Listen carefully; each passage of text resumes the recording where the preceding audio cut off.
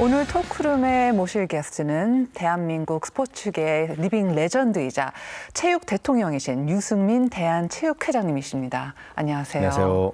환영합니다. 네, 고맙습니다. 저희는 사실 초면은 아니죠. 그럼요. 체육계 네. 행사에서 여러 번 뵀었는데 이렇게 방송에서 뵙는 거는 처음인데 조금 기분이 남다른데 회장님은 어떠세요? 저는 굉장히 설레이는 마음으로 왔습니다. 왜냐하면 워낙 또 체육계의 한 획을 긋는 자리에서 또 큰 역할을 해주신 분이시기 때문에 아유, 별 말씀. 오늘 인터뷰 굉장히 설레이는 마음으로 기대하고 왔습니다. 제가 훨씬 더 설렙니다. 네, 고맙습니다. 근데 저희 시청자들이 아무래도 외국에 계신 네. 분들이 많기 때문에 대한체육회를 먼저 간략하게 좀 설명을 해주시겠어요? 어떤 곳인지? 예, 그 대한체육회는 IOC의 회원국이기도 하고요. 대한민국의 모든 체육을 기관을 관리하는 그런 단체이기도 합니다. 그래서 저희가 학교체육, 생활체육, 전문체육, 국제체육까지 폭넓게 관리를 하면서 저희 이 산하단체라고 하면은 82개 경기단체와 17개 시도 그리고 또 그 밑에는 또 228개 시군구의 체육회가 있듯이 네. 대한민국의 체육으로 이루어지는 모든 기관들과 함께 협력해서 네. 어떻게 보면은 대한민국을 대표하는 그런 체육기관이라고 말씀드릴 수 있을 것 같습니다. 그리고 그렇게 대표하는 기관의 수장이시니까는 엄청 바쁘실 것 같고 하루 네. 24시간도 굉장히 짧을 것 같은데 어느 정도신가요? 좀 많이 바빴습니다. 왜냐하면 저희가 기관이 1920년에 설립이 돼서 지금 105년이 넘어가고 있고 그 정도 전통 있는 어떻게 보면 기관인데 거기에 아무래도 또 리더를 맡다 보니까 사실 무한한 책임감과 함께 네. 이 많은 일정들이나 많은 현안들을 해결하기 위해서 동분서주할 수밖에 없다. 그렇죠. 예, 가만히 있을 시간이 없다라는 표현을 쓰면서 요즘에 활동을 왕성히 하고 있습니다. 요즘 더욱 바쁜 이유가 이제 얼마 안 남은 이제 동계올림픽 때문이죠. 준비들 잘 되어 가나요? 네, 아직은 사실 이게 선수단 규모가 확정이 안 됐습니다. 왜냐하면 1월 달까지 보통 저희가 올림픽 퀄리피케이션을 진행하니까요. 그때 되면 정확한 숫자가 나오겠지만 지금 이미 대한체육회는 팀업 코리아라는 어떤 프로젝트로 선수 개개인 종목별로 맞춤형 지원을 하고 있습니다. 단순히 뭐 예산만 지원하는 게 아니고요. 그 멘탈부터 그 피지컬 그리고 메디칼 그리고 영양까지 다 컨디션 관리까지 다 통합해서 관리를 하고 있기 때문에 네. 아마 선수들이 이번에 밀라노에서 본인들 그동안 갈고 닦은 어떤 그런 퍼포먼스를 많은 팬들에게 과감히 보여줄 수 있지 않을까 기대하고 있습니다. 저희도 기대해도 될까요? 뭐 당연히, 좋은 성적을 당연히 기대해 주셔야 됩니다. 네, 좋습니다. 동계 스포츠는 뭐 회장님과 저의 인연이 좀 있죠. 저는 네. 그 2018 평창 동계올림픽 유치하는데 좀 작은 역할을 했었고 그 당시에 이제 동계올림픽 개최했을 때 회장님은 또 다른 역할, 중요한 네. 역할을 맡으셨다고 들었습니다. 저는 사실 하계 종목 선수거든요. 그러니까요. 예, 탁구를 오래 했지만 대한민국이 평창 동계올림픽을 모든 국민들의 염원을 담아서 유치한 만큼 저도 그때 당시에 한국에서 이제 한 명밖에 없는 IOC원이었다 보니까 평창 올림픽의 그 선수촌장 이라는 영광스러운 직함을 받게 됐습니다. 그래서 한 달 동안 선수촌에 머물면서 해외에 있는 헤드 오브 스테이트들이 방문하시면 선수촌 안내부터 또 선수들이랑 이제 지도자들이 선수촌 생활에 있어서 불편함이 없는지 매일매일 체크하는 역할까지 또 IOC 위원으로서 또 스포츠 외교 활동도 틈틈이 해야 됐고요. 그때 돌아보면 굉장히 추운 기억이 많은데 사실 요즘에도 그 해외 관계자랑 얘기하면은 평창의 그 추운 기억을 먼저 너무 잘 아시겠지만 네, 유난히 추운 그걸 떠오르는데 저는 그때 당시 하루가 굉장히 부족했던 것 같아요. 아침에 일찍 일어나서 선수 단장 회의에 참여하면서 그 전에 있었던 어떤 여러 가지 상황들을 대비하는 역할, 그리고 밤이 되면 우리 선수들 응원을 하고 또 그 저녁 스포츠 경기가 외교. 끝나면 또 그 오신 분들하고 함께 또 교류를 해야 되는. 그래서 거의 한 두세 시간 정도밖에 못 자지 않았나, 한 달 정도를. 네. 그럼에도 불구하고 또 대한민국에서 열리는 올림픽인데 제가 1988년도에 서울올림픽을 보고 꿈을 키웠어요. 네. 근데 2018년 30년 뒤에 전 IOC 위원이자 선수촌장으로서 대한민국에서 열리는 올림픽에 함께 한다는 것 자체가 저한테는 무한한 영광이었던 것 같습니다. 정말 감회가 달랐을 네. 것 같아요. 그래서 스포츠 외교를 워낙 중요시하고 또 IOC 위원을 지내셨으니까는 이번 밀라노 코르티나 동계올림픽에서도 그러한 장을 만들기 위해서 코리아 하우스를 운영할 계획이라고 들었습니다. 네. 그게 어떤 곳이죠? 저희가 사실은 한 2004년부터 우리 선수들이 해외에서도 최상의 컨디션을 유지하고 또 여러 가지 뭐 프레스 컨퍼런스라든지 이런 것들을 함께 하는 장소를 만들었었는데요. 저희가 이번에는 그 이탈리아 밀라노 시내에 굉장히 유서 깊은 곳을 그 임대를 했습니다. 예. 거기서 이제 대한민국의 이 K의 저력을 보여주는 네. 어떤 그런 기간이 되지 않을까. 그래서 밀라노의 그 저희 코리아하우스를 중심으로 해서 다양한 어떤 외교면 외교, 문화면 문화, 또는 음식이면 음식, 여러 가지 정보면 정보를 교환할 수 있는 또 느낄 수 있는 전 세계 팬들이 그런 장소를 지금 마련해뒀습니다. 정말 기대해 보겠습니다. 네. 선수들의 업적도 그렇고 K 코리아 하우스나 맞습니다. 이런 네. K 스포츠의 저력도 네. 좀 기대해 볼게요. 회장님의 남다른 커리어는 아무래도 선수 출신 회장님이시라는 건데 대한민국 국가대표 어떻게 보면 정말 레전더리 탁구 선수셨잖아요. 그러한 선수로서의 경험이 당연히 도움이 됐겠죠. 지금 회장직을 하시면서. 굉장히 많은 도움이 됩니다. 첫 번째로는 일단 체력적으로 네, 뭐 24시간이 부족한, 어디 네. 가서 이렇게 뒤처지지 않는다. 그래서 현장 곳곳을 다니면서 뭐 최근에 마라톤도 뭐 5km, 10km를 계속 이제 같이 저희 행사 때 뛰기도 하고 탁구도 치기도 하고요. 네. 뭐 다양한 현장의 경험을 함께 공유할 수 있다는 것 자체가 장점인 것 같고요. 두 번째는 이제 선수를 하면서 느꼈던 그 여러 가지 풀어나가는 그런 것들이 제 행정도 똑같다라고 봅니다. 매일매일이 도전 과제거든요. 근데 선수로서는 하루하루를 뛰어넘는 게 너무 힘들었어요. 근데 그 하루하루 끝에는 결국에는 달콤한 결과가 기다리고 있잖아요. 물론 아닐지라도 그런 걸 보고 이제 도전을 하기 때문에 이 행정하면서도 막히는 부분이 있으면 그런 인내심과 끈기, 체력, 그리고 도전하는 정신 이런 걸로 지금 잘 여태까지는 이겨내오고 있는 것 같습니다. 벌써 거의 1년이 되어가네요. 네. 회장직을 맡으신 지. 뒤돌아본다면 유승민 체육회장님의 성적 아니면 성과 어떻게 평가하시겠어요? 선수 때는 딱 이 올림픽이다 그러면 올림픽 하나만 보고 딱 해서 거기서 성과를 갖다가 평가를 하는데 그리고 보완할 게 있으면 하는데 이거는 눈에 보이는 성과라기보다는 굉장히 눈에 보이지 않는 무언가가 막 만족스럽지 않은 부분들도 있을 수 있고요. 그래서 일단은 정말 100% 제가 끌어올려서 1년 동안 최선을 다한 것 같습니다. 그래서 그 결과는 아마 체육인들이 판단해 줄 거라고 믿고 앞으로 지치지 않고 특히 내년에 저희한테는 2026년은 정말 절호의 기회이기 때문에 계속해서 밀어붙일 생각입니다. 어떻게 보면 첫 해는 이제 좀 그 파운데이션을 다지는 해가 됐을 것 같고 내년부터는 이제 결과를 좀 볼 수 있는 한 해가 되지 않을까 싶어요. 근데 그럼에도 불구하고 이제 현장을 항상 열심히 뛰어다니시고 어떻게 보면은 집무실을 자주 비우신다고 들었습니다. 워낙 현장 중심의 그런 행정을 중요시해서 그래서 저희 카메라가 네. 회장님 안 계실 때 집무실을 좀 다녀와 봤습니다. 네. 그래서 카메라에 담아왔는데요. 그것을 먼저 보시고 네. 또 돌아오겠습니다.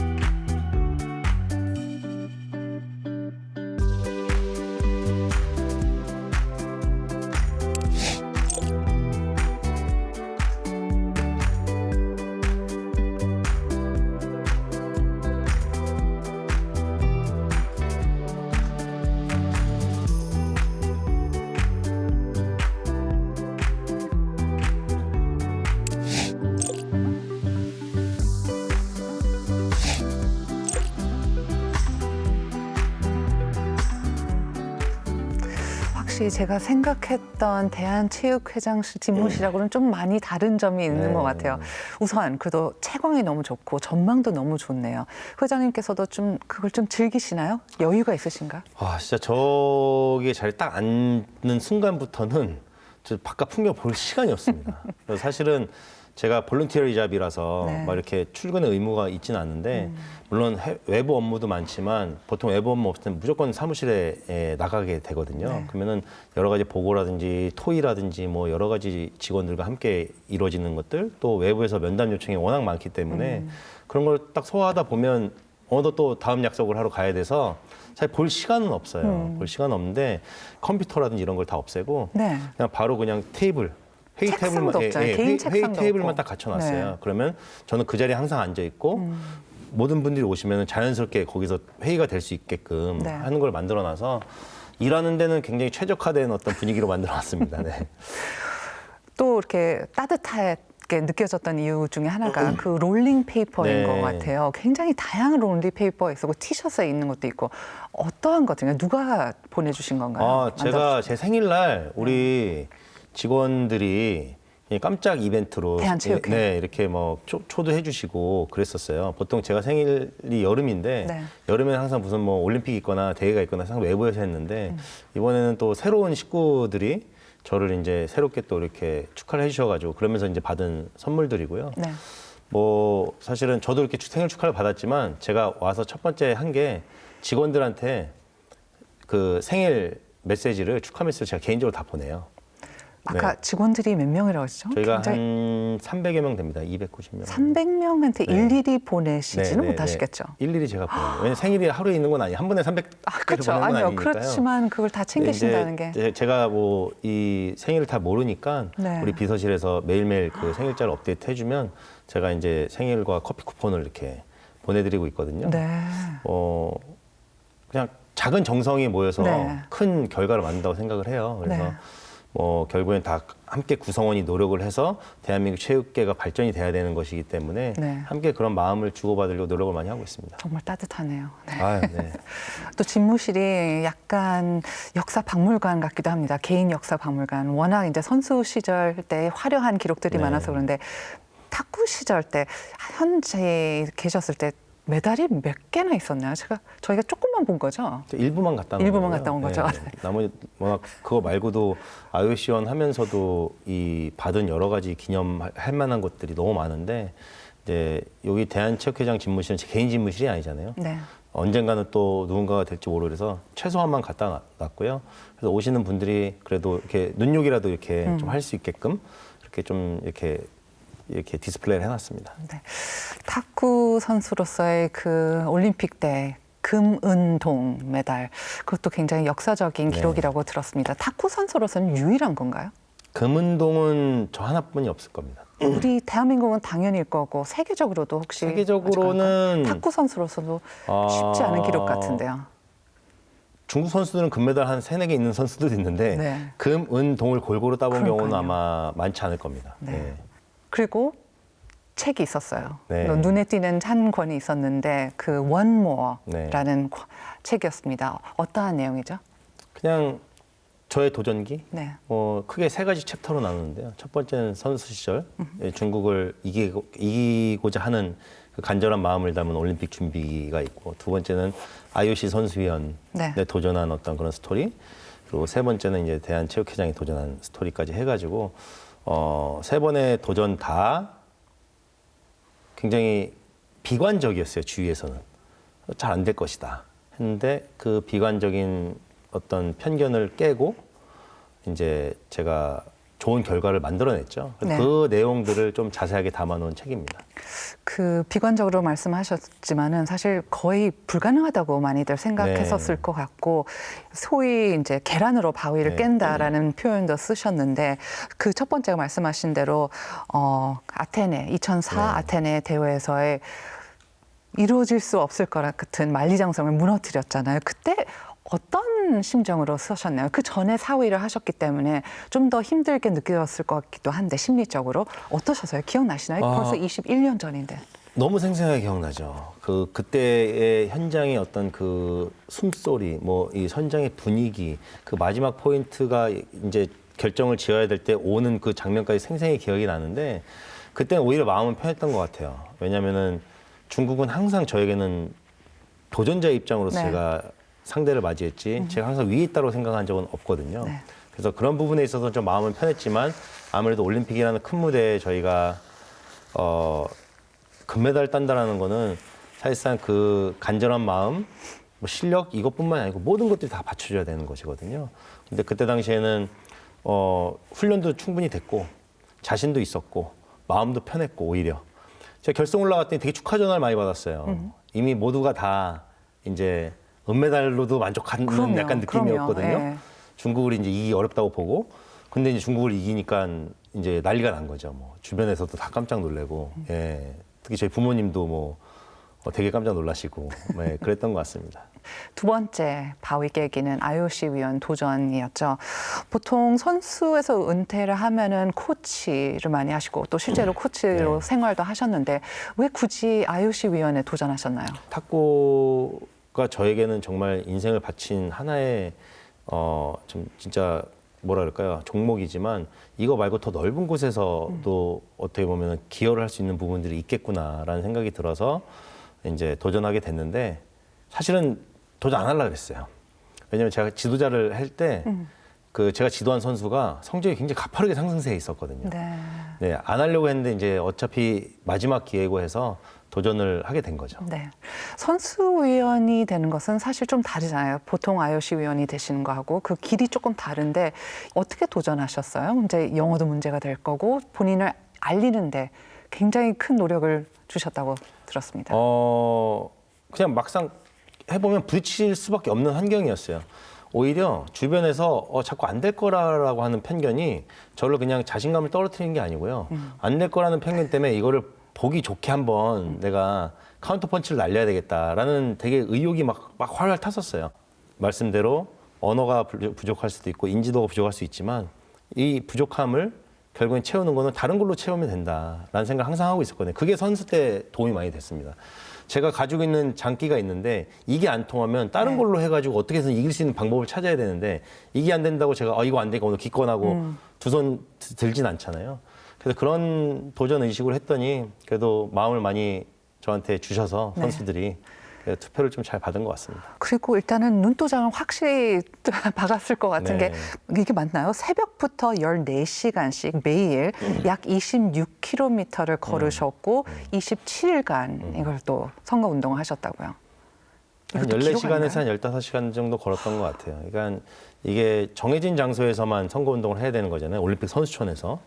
그래서 그 선수촌 안에서 걸었는데 전 그게 그렇게 몇 볼을 걸었는지 몇 킬로 걸었는지 몰랐어요. 근데 하루 종일 돌아다녔어요. 선수들 만나고 계속 이야기하고 계속 돌아다니면서 했는데 나중에 제 핸드폰을 보니까 그게 다 입력이 돼 있었던 거예요. 그래서 하루에 가장 많이 걸었던 게 37,000보가 26km더라고요.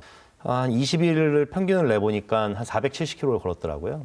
네, 그래서 반응이 어때요? 전 좀 궁금한 게 선수들 그 정도로 하셨으면 이제 거의 이제 친구뻘이 될 수도 있을 것 같은데 처음과 마지막 그 거의 27일 후의 반응도 굉장히 달랐겠죠? 저도 탁구를 했지만 올림픽 선수촌에 가서 탁구 선수들 외에는 교류해 본 적이 없거든요. 근데 이번 선거를 하면서 너무 많은 다양한 종목의 다양한 국가의 선수들과 대화를 할 기회가 있었고 그들의 고충을 들을 기회가 있었고 저를 셀프 홍보를 할 수 있었던 기회가 있다 보니까 마지막에는 어떻게 됐냐면은 그 선수들이 식당에 가서 밥을 먹고 오면서 제 간식을 항상 갖다 주고 네, 물도 갖다 주고 근데 탁구 종목 외의 선수들도 아이스크림 하나씩 갖다 주고 야 계속 잘하라고 그런 선수들이 되게 많았어요. 특히 기억에 남는 건 네덜란드 남자 하키 선수들 같은 경우에는 막 저 톡 콘서트 같은 거 이렇게 하면 막 뒤에서 막 응원해주고 막 그런 걸 느끼면서 IOC 선수위원으로서 선수들의 목소리를 대변한다라는 게 이렇게 가치가 있는 거구나라는 거를 다시 한번 느끼게 됐죠. 그래서 성공적으로 선수위원이 되셨고 정말 열심히 IOC 위원으로서 또 활동하셨잖아요. 또 이제 대한체육회 회장직에 이제 도전하시게 됐어요. 그때도 좀 갈등이 있었나요? 고민을 많이 했죠. 그 다음 스텝에서는 저는 사실 조금 쉬고 싶었습니다. 한 1년 정도는 저한테 재충전의 시간을 가지면서 여러 가지 미래를 좀 모색할 수 있는 그런 기회를 줘야 되겠다라고 생각을 했었는데 선수와 지도자 그리고 체육 현장이 중심이 되는 정책이 좀 많이 나와야 된다라는 목소리가 점점 커졌고요. 그리고 파리올림픽에 우리나라 선수들이 금메달 13개를 따면서 역대 최고의 성적 맞아요. 정말 이 파리를 들쑥날쑥하게 막 들썩들썩이게 하고 정말 전 국민이 울고 웃는 어떤 그런 올림픽 기간이었잖아요. 그럼에도 불구하고 들어왔을 때 체육계의 현실은 어땠는가라는 걸 봤을 때 고민을 많이 하지도 않았어요. 그냥 해야 되겠다. 근데 주변에서는 사실은 말렸죠. 예. 그러면은 회장직에 나가시겠다고 했던 것은 본인의 먼저 아이디어였어요. 뭐 아무리 주변에서 사실은 뭐 크고 작게 추천은 있었죠. 그렇죠. 이제는 좀 바뀌어야 된다. 뭐 해봐라 했는데 사실은 심각하게 생각은 안 했었죠. 그러다가 이제 다녀와서 결심을 하게 됐고 물론 주변에서는 제가 올림픽 도전할 때, IOC 선수전 도전할 때 이상으로 비관적이었거든요. 네. 예, 그래서 오히려 더 고민이 적었던 것 같아요. 네. 아, 이렇게 다 안 된다고 하니까 잃을 게 없다. 한번 열심히 한번 해보자. 그리고 제가 이 도전하는 것만으로도 어떻게 보면은 체육 현장에 있는 수많은 구성원들, 특히 젊은 세대의 정말 액티브한 멤버들의 또 하나의 어떤 길잡이가 될 수 있겠다. 또 하나의 약간 인커러징이 될 수 있겠다라는 생각이 들어서 도전하게 됐습니다. 네. 지금은 저희가 세 개의 큰 도전을 얘기했지만 사실 그 외에도 수많은 도전 많았을 것 같아요. 근데 그 정말 세 개의 도전, 올림픽, IOC 위원, 그리고 대한체육회 회장직. 그렇게 어렵고 남들이 보기엔 좀 불가능해 보이는 도전을 굳이 회장님께서 선택하시고 도전한 이유가 있을까요? 어떻게 보면은 좀 더 쉬운 길을 갈 수도 있었던 기회가 굉장히 많았었을 텐데 그걸 즐기시는 건가요? 즐긴다기보다는 제가 또 선수 때 말씀을 드릴 수밖에 네. 없는데 제가 하기 쉬운 기술은 상대방도 받기가 쉬워요. 근데 제가 어려운 건 제가 시도를 하잖아요. 그게 성공하면은 그건 무조건 제 득점이에요. 네, 그래서 어려운 만큼 저는 도전의 가치가 있다라고 생각을 하는 거거든요. 쉬운 거는 뭐 세상에 쉬운 게 많이 이렇게 있진 않지만 쉬운 이렇게 우리가 누구나 예상하는 길은 그만큼의 어떤 제 스스로의 어떤 동기부여가 되지 않는다고 생각을 해요. 그만큼 어렵기 때문에 가치가 있고 어렵기 때문에 도전을 하는 거고 그 도전을 실패하더라도 그 어려운 길의 끝에는 결국엔 제가 배울 점이 있는 거기 때문에 그래서 도전을 하는 거지. 야, 어려운 거 이번 도전은 더 어려울 거니까 내가 도전해보자. 이렇게 즐기는 건 아닌 것 같고요. 다만 제가 체육인으로서 여태까지 중간에 사실 많은 유혹들도 있었지만 그런 걸 다 거절하고 난 체육인으로서 한번 정점을 한번 가보겠다. 그러니까 정점이라는 게 개인적인 어떤 명예와 어떤 이런 위치는 아니고요. 다양한 저희 산하단체, 체육인 또는 더 나아가서는 체육이 국민들을 즐겁게 하는 행복하게 하는 도구인 만큼 국민들 또는 전 세계에 있는 스포츠 팬들한테 뭔가 역할을 좀 해보자라는 어떤 그런 마음이 컸던 것 같아요. 그래서 그런 마음이 없으면 사실 이렇게 막 도전하기 쉽지 않거든요. 그쵸. 이게 왜냐면은 남들 다 안 된다 그러는데 굳이 말씀대로 저는 네. 금메달리스트고 네. 어디 가서 편하게 제가 뭘 할 수 있음에도 불구하고 가장 어려운 길을 제가 선택을 해서 한 거거든요. 근데 그만큼 가치가 있는 것 같아요. 지금 해보니까 정말 많은 도전 과제들이 지금도 제 눈앞에는 있지만 그런 것들 하나씩 풀어가면서 현장이 변화되는 모습. 그게 너무 저한테는 보람이자 행복인 것 같습니다.